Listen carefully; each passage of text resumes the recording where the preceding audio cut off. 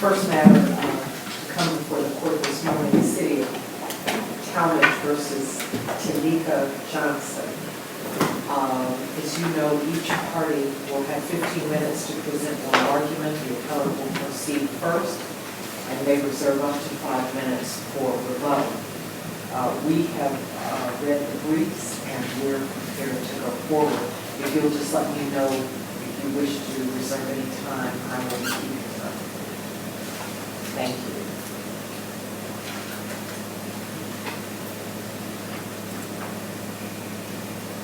Good morning, Your Honors. I would like to reserve about 5 minutes for rebuttal. 5 minutes.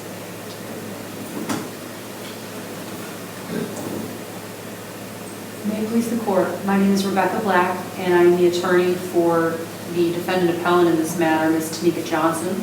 There are 3 issues I'd like to discuss with the court today surrounding the first assignment of error in particular. First, the theft that Ms. Johnson was convicted of involves a hearsay statement that did in fact implicate the confrontation clause.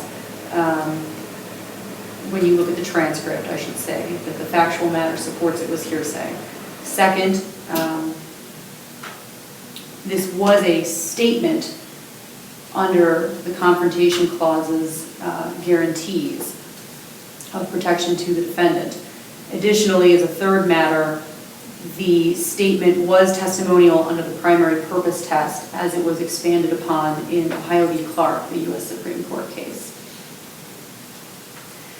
When we look at the 9th page of the transcript, I believe it has to be taken in context as far as Ms. Johnson's visit to the infants and kids section where she supposedly put these items in her purse.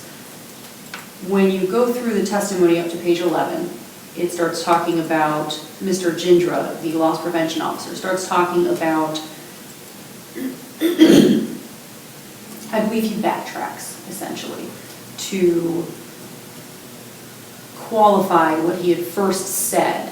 It becomes unclear as you continue reading, especially in that pages 9 through 11, whether or not he saw this initial theft take place. And it's that initial theft that even in the judgment entry written by the trial court, it is unclear whether or not which person of the 2 people that were there, Ms. Johnson, as it was found in the findings of fact, and her friend even took the items, just as they, which items did which person take is unclear. How is that relevant where the witness testified to seeing your client with an oversized purse, stuffing items in, walking past the point of purchase, and then fleeing when confronted? What does it really matter which items and which defendant when we're zeroing in on the elements of the theft offense? Correct, Your Honor. I am getting a little far astray there. Thank you for bringing me back to it. I believe that first part, he clearly sees them walking into the store with purses.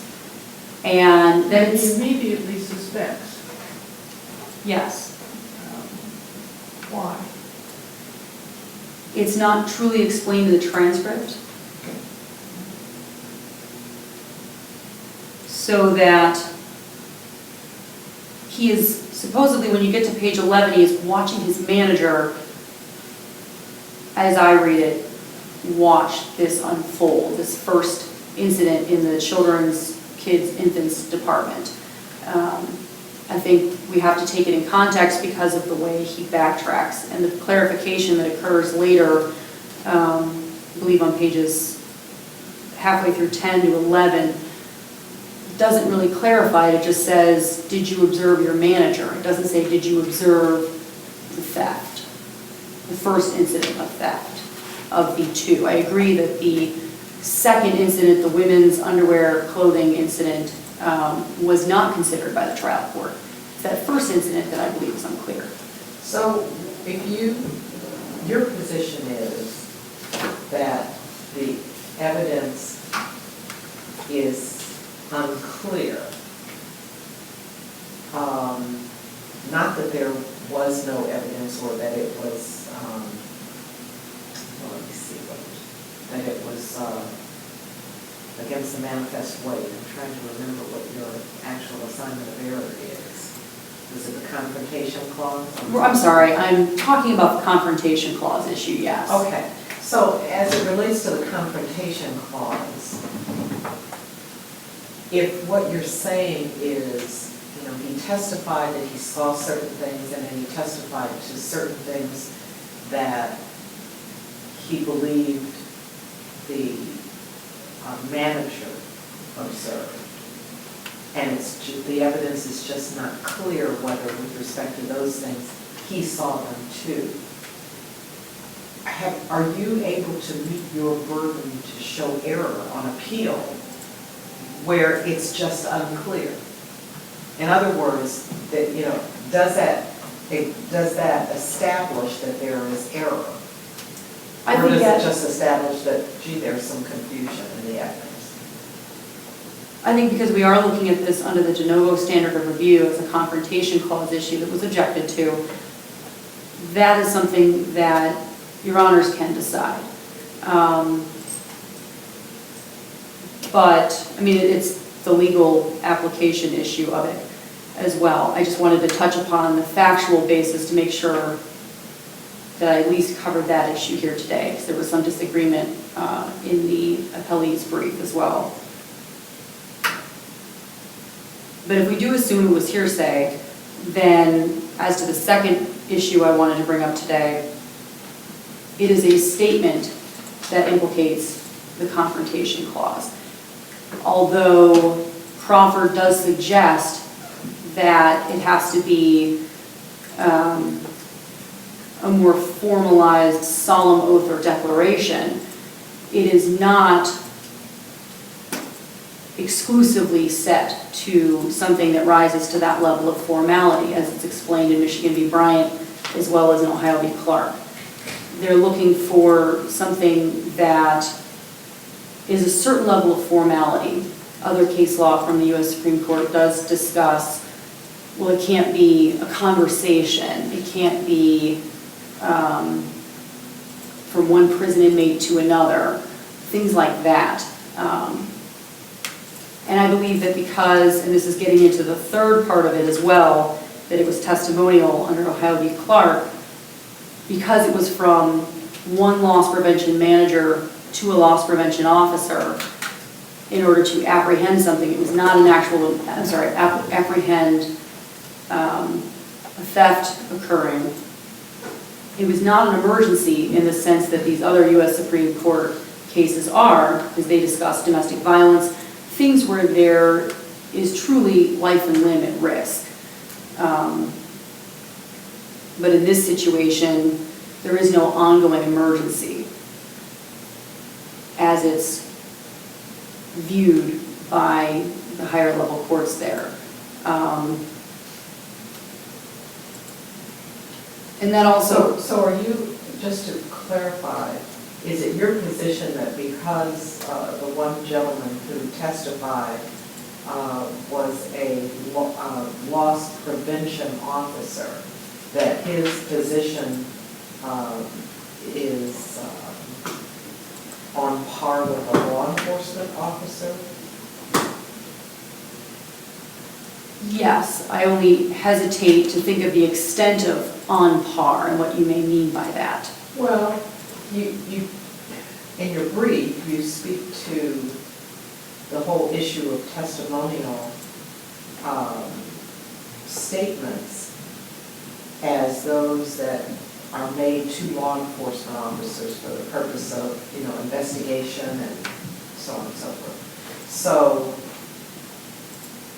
as I read the brief, you were suggesting that the statements that the manager made to the loss prevention officer should be treated as testimonial because the job of the loss prevention officer is to prevent loss. And so my question is, but does that translate to, and does it stand on equal footing to my calling the police, speaking to a police officer and giving a formal statement, which I expect, will lead to an investigation and may be used in court? I think it's the last part of what you said. It's the expectation that it will be used in court. It will lend itself to an investigation and transpire into one is what's key. And you are at 5 minutes if you wish to reserve the rest of your time. Otherwise, you can keep speaking. Oh, 5 minutes remaining? Yes. I will rest at that, Your Honor, and only ask that you overturn the trial court's judgment, and I believe it's granted new trial as the proper remedy. Thank you.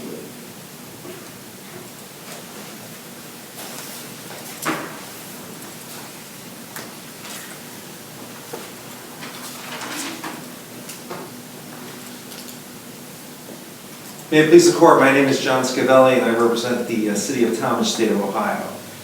I think before we get into any issue as to whether or not the purported hearsay in this case actually violates the Sixth Amendment, I think we have to ask, was there any hearsay whatsoever? And for that reason, it's very important to start looking at pages 9 through 11 of the transcript. On those pages, you'll see that while Mr. Ginger, the loss prevention officer, is testifying, he is asked the question, what did you see? And he says, I saw the two women come in with their large bags, and that's why I noticed them. Why? He doesn't say why. I think we can extrapolate that loss prevention officers see large bags, that they question why someone has those. But either way, he sees them go into the children's department and start stuffing things into their bag. He keeps saying they. I think we can extrapolate he means both women, right? So there's two, Miss Johnson and an unknown woman that's with her. He then starts talking about what they do in the women's department. And when he talks about that, he says, my manager told me. Okay? He says, my manager was watching from the women's department on the other side. And he says they go to the women's department, he says, this is what my manager told me. That immediately drew an objection from defense counsel. And that objection was sustained. So that evidence was kept out of court at that point. So was there any hearsay that actually came into the trial on that issue? We would argue the answer to that is absolutely not. So you're saying that there are two discrete discussions, one in the children's department where he is clearly saying testifying to what he observed, another as to what happened in the women's department. And that was hearsay because the manager told him that and the court properly sustained the objection. Absolutely. And so that's exactly what we're saying. If you look at the transcript, that's, I think, what it supports. When asked what he saw, he says that. The minute he starts talking about what happens in the women's department, he clearly says, my manager told me this. And that was sustained and kept out. So then we have to see how the court actually handled that. Part of what Ms. Johnson is arguing is that the court relied upon that testimony in making its decision, purportedly the testimony of what happened in the women's department, because reading the transcript shows that Mr. Ginger testified that he saw what happened in the children's department. And reading the order of the court, it becomes very clear that the court purposely leaves out any mention whatsoever of what happened in the women's department. The court's order starts out saying that Mr. Ginger sees the two women walk in with the large purses, that then they walk to the children's department, they're putting things into the purses in the children's department, and then the court goes on to state that Mr. Ginger watched his manager observing Ms. Johnson, which is what he testified to. The part of the transcript where Ms. Johnson argues gets confusing is there's a part where after the hearsay testimony, and after that is objected to and kept out, Mr. Ginger is asked, what did you observe? And he says, well, I, at this point, was observing my manager. So it was allowed to come in what he was observing his manager doing, which was watching her in the women's department. So the judge includes that in her order. The trial court then goes on to talk about seeing Mr. Ginger observing Ms. Johnson passing all points of purchase without paying for these particular items. So I think it becomes very clear when you read the judge's order that the trial court is specifically trying to keep out the objectionable hearsay, which the judge was completely correct in doing, and that's what the court order does. What about the concern that is raised by the appellant that the testimony of Mr. Gendra was not specific as to Ms. Johnson, but there are references to they? Are we going to find in the record that sufficient clarity as to what he observed about this particular appellant? Your Honor, I think the best way to answer that is just by going back to the transcript, and what he says is correct. He says they. He says they both have purses, they're both putting things into the purses. I'm seeing they putting things into the purses in the children's department. I think the clear interpretation of just the language that he uses is both women were doing it. There's clear interpretation, and then again, there's proof beyond a reasonable doubt. That is true, 100%. But he also states that he sees her pass all points of purchase and not paying for the items in her purse later on in the transcript, which I think goes to support the reading that she and the other woman were both putting things into their purse. He testifies later that what he sees her doing is going to the checkout counter and paying for something. He doesn't know what at that point. But he knows that they're not paying for the things in their purses. He also tries to stop them, and she runs away into her car, which was a white Ford Edge, I think also taking into consideration the fact that she runs at that point and doesn't stop for loss prevention, also talks about what she was doing and corroborates that. Beyond that, even if it was the other woman putting it in and they were together, it would be enough for both of them to be together, doing it as a team. That would be enough to convict her, even if that were not the case. But I don't even think we need to go there. However, he finds out later he's able to identify her because the payment she's actually making is she's making a payment on her layaway account that he eventually finds out comes back to Teneika Johnson. So I think what I would argue would be that there's not even hearsay in the first place. But even if there was, I want to touch very briefly on the whole Sixth Amendment issue. That's raised in order to make the standard of review here de novo rather than abuse of discretion. The standard of review in this situation should clearly be abuse of discretion because what we're talking about is a hearsay issue just under state law, not a Sixth Amendment violation. However, D. Clark, which is the case that Ms. Johnson relies on for the Sixth Amendment issue most heavily, clearly states that the primary purpose of the statement that we're talking about has to be made for the purpose of prosecution, basically for court. So we're talking about affidavits, we're talking about depositions, we're maybe talking about police statements made to police officers, maybe even something written to a law enforcement or to a loss prevention officer if we want to extend it that far. But we're not talking about a phone conversation between a manager and his employee. We don't feel that that rises to the level of testimonial. So even if this court finds that there is some hearsay, which we don't believe that there is, but if there was some hearsay, we do not believe it rises to the level of testimonial to implicate the Sixth Amendment. And so the standard of review on that issue should be abuse of discretion rather than de novo. Moving on then to the remaining. But to Sure. be certain, at the trial level, objections were made on both bases, is that correct? On both bases.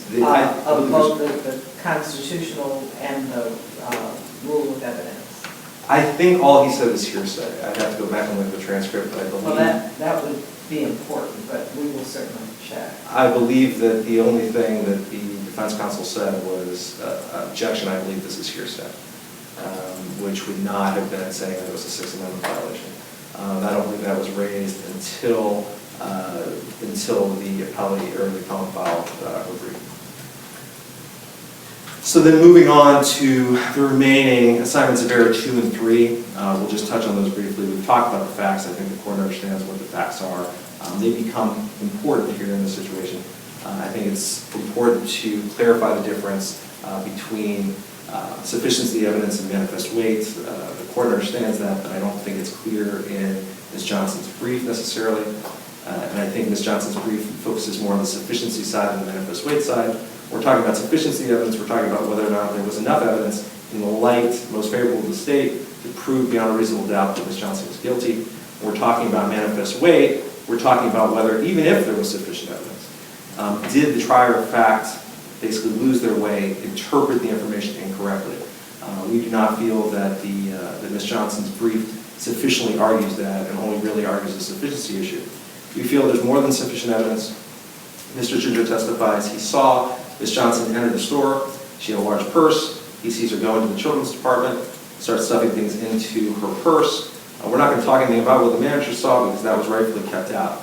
He then sees her at the front of the store, pass all points of purchase, go out of the store. He tries to stop her. She doesn't stop. He gets the license plate of her vehicle, reports that to the police. He finds out her name because of the payment made onto the layaway account. When Ms. Johnson returns on December 29th, the store contacts the police. The police officer arrives. He stands outside, finds the exact same Ford Edge that had been used on the December 6th theft outside. He waits. Ms. Johnson's the one that comes out to the car. Mr. Ginger then identifies her as the same person he saw on December 6th. In the assignments of error 2 and 3, Ms. Johnson raises 3 separate issues as to why she feels there isn't sufficient evidence. The first one is that there's some discrepancy between how the court found that the layaway account was identified. In the transcript itself, Mr. Ginger testified he found it on his computer, and the court found that the clerk told him. I think that's a discrepancy. I don't know if that was a mistake on the part of the trial court, or the trial court just extrapolated how that information got on the computer. Either way, we think that's completely irrelevant to the rest of the facts. So we feel that particular argument should be disregarded. As to the remaining arguments made, it was that the defense witnesses should have been given more weight than the trial court gave to them.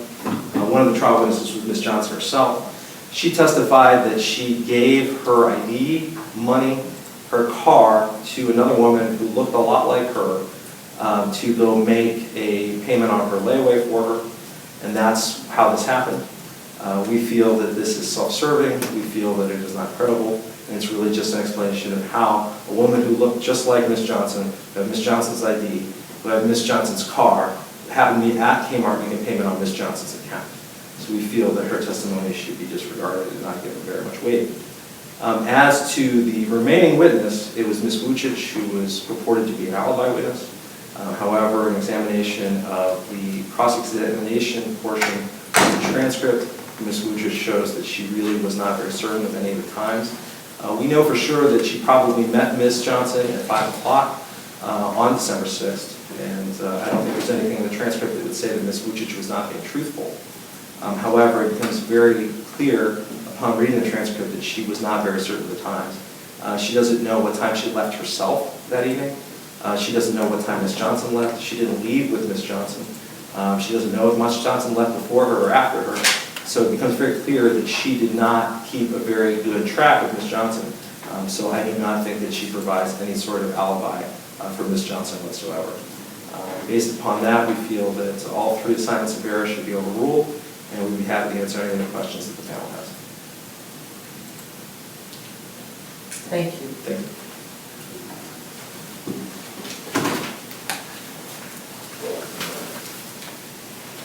Ms. Black, you have 4 minutes and 40 seconds. Your Honors, I'd only like to touch on 2 things as to the Confrontation Clause issue in rebuttal. The first thing is that in the judgment entry, the trial court uses passive tense to say they were observed in that first initial incident of theft, which is the one I am addressing, or and intended to clarify that I was addressing in my first part. And second, that observing the manager in the women's department is not the same as seeing what was happening in the women's department itself.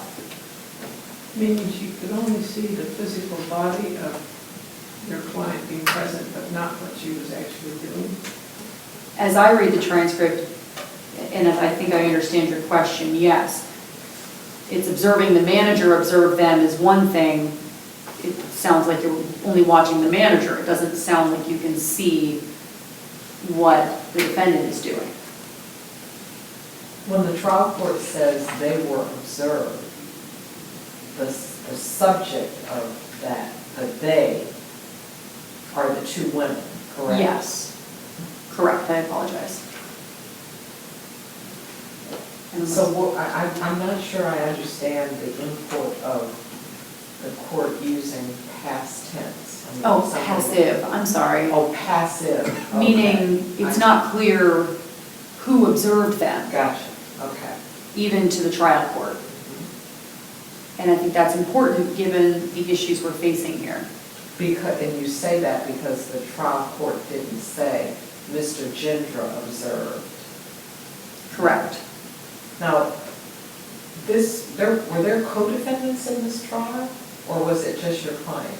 Not to my knowledge were there co-defendants, it was just my client. But in describing what happened, obviously it would be relevant that someone else was allegedly with the client, and that's how that came in. Yes. So unless there's anything further, I will leave it to you there. Thank you both for your presentations. Thank you. The court will take the matter under advisement, will issue a written opinion which will be sent to both sides. And do check the Supreme Court website as we post our decisions. Thank you. Thank you.